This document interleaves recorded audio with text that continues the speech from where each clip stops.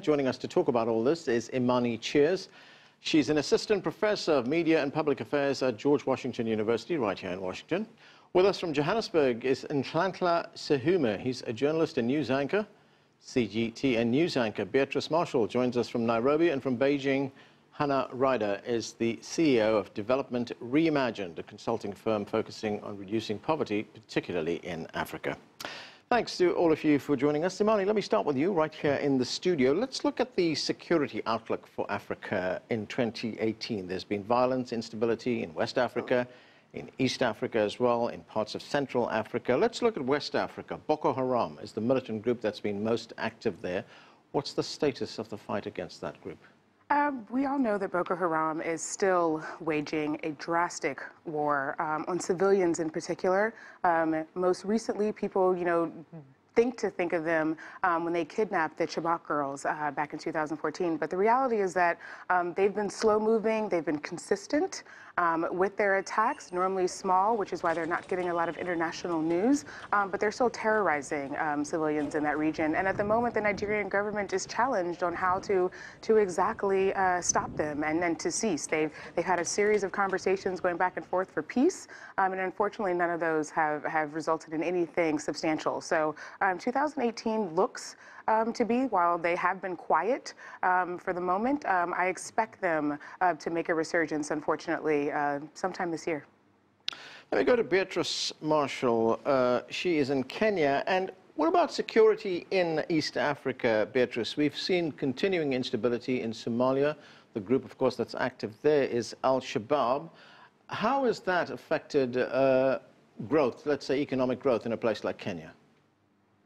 Well, indeed, and Al-Shabaab has made voracious efforts to destabilize the Horn of Africa region. It has been quite active in Somalia over the last year, but it has been rather quiet in parts of East Africa, and particularly Kenya, where there were very few attacks from Al-Shabaab in the last year. What has been affecting Kenya's economy actually has been the prolonged electioneering period and the political fallouts that came from last year's election. But Al-Shabaab itself have pretty much been contained within the borders of Somalia. There have been a few attacks on the border with Kenya in the northeastern part of Kenya, but they have not really made any further incursions over the last year into Kenya itself. And Beatrice, what about the conflict we've seen in South Sudan? Is that any closer to some kind of resolution?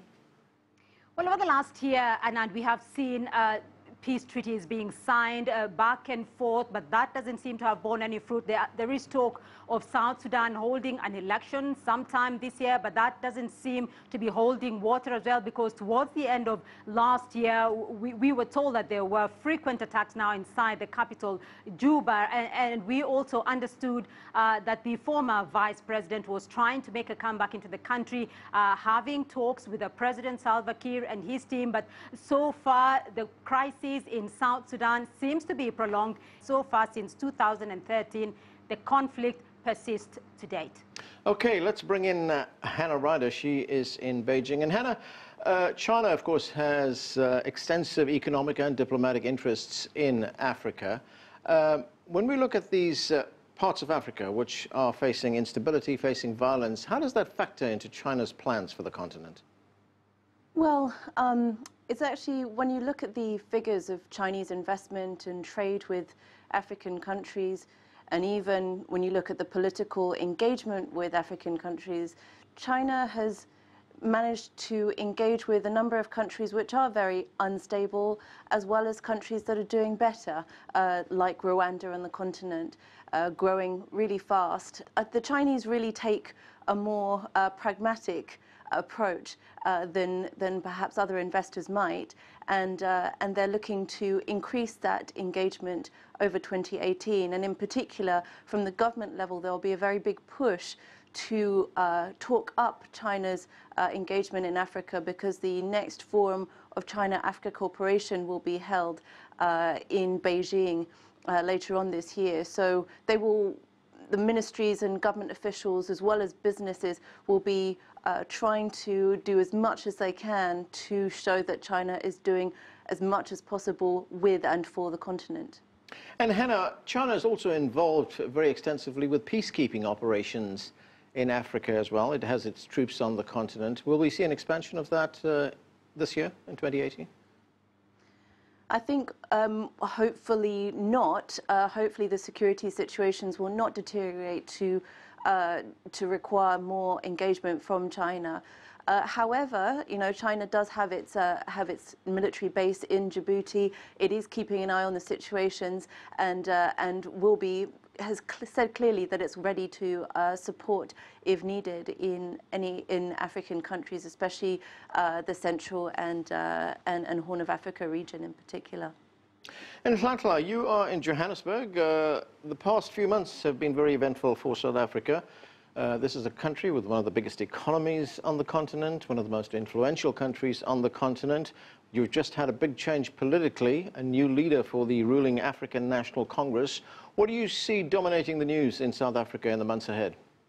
Well, in South Africa, a lot of people will be watching the political climate in the country, especially after the transition of leadership for Cyril Ramaphosa, then becoming the ANC of the president, taking from Jacob Zuma.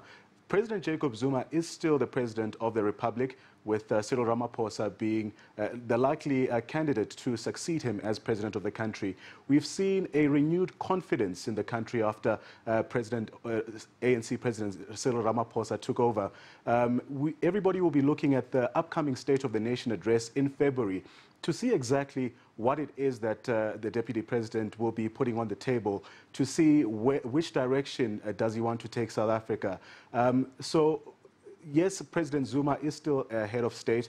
Yes, many people are still, well, there's a lot of questions around whether it will be him or the Deputy President delivering the State of the Nation address, because there are talks of a reshuffle or a recalling of the president that are currently happening, but that is still yet to be seen. Deputy President Cyril Ramaphosa, his ticket has been one on fighting corruption and growing South Africa's economy. Just looking at the numbers, South Africa is contending with a rising unemployment figures of 27.7%, with the majority of young people being the ones who are unemployed. So one would really like to see the economy growing, to see what his stance will be on boosting the economy and creating more jobs, especially for the youth, and what his stance on corruption will be, because he has promised that the ANC has a new challenge now to fight off state capture and corruption. Imani, 6 of the world's fastest growing economies are on the African continent. Despite these problems that Africa may have, as we heard there, major challenges for some countries, what's the outlook for economic growth in Africa? I think economic growth is going to be constantly rising. 2016 posed well, but 2018 is posing not only better, somewhere around 3.4% annually, but I also think we're going to see that rise continuing in 2019. And as I mentioned, some of the things that are going to be impacting that economic growth are aspects of, for example, climate change. The gentleman from South Africa had just mentioned, we're talking about, the political movement, but the reality is that one of their major, just a huge economic tourist hub for the entire continent, Cape Town, they're in a severe drought. A drought is impacting other parts of the continent, such as in Somalia, Kenya, in South Sudan, in Chad, in the Central African Republic.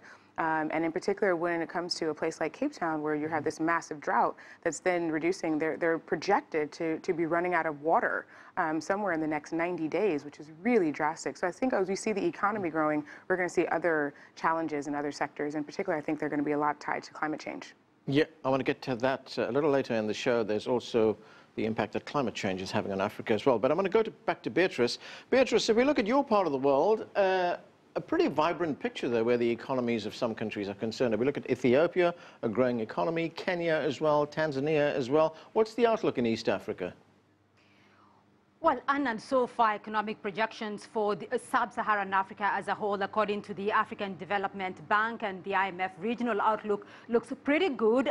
Ghana, Ethiopia, Cote d'Ivoire, Senegal, Rwanda, Tanzania, countries like Burkina Faso, even Sierra Leone, Benin, and Guinea will continue to be the top 10 performers this year, respectively. In East Africa, Kenya not so good performing as a result, of course, of the political period of last year. Rwanda and Tanzania are set to be some of the top performers, but Ethiopia is said to be leading in the East African region there, according to that economic outlook. Now, Africa will continue to improve, of course, as economies consolidate recoveries from the 2014 commodities decline, but the latest projections have the region's aggregate growth rising to almost back to 5% by 2020. Okay, we are going to take a break right now. More of our conversation when we return. Stay with us. You're watching The Heat.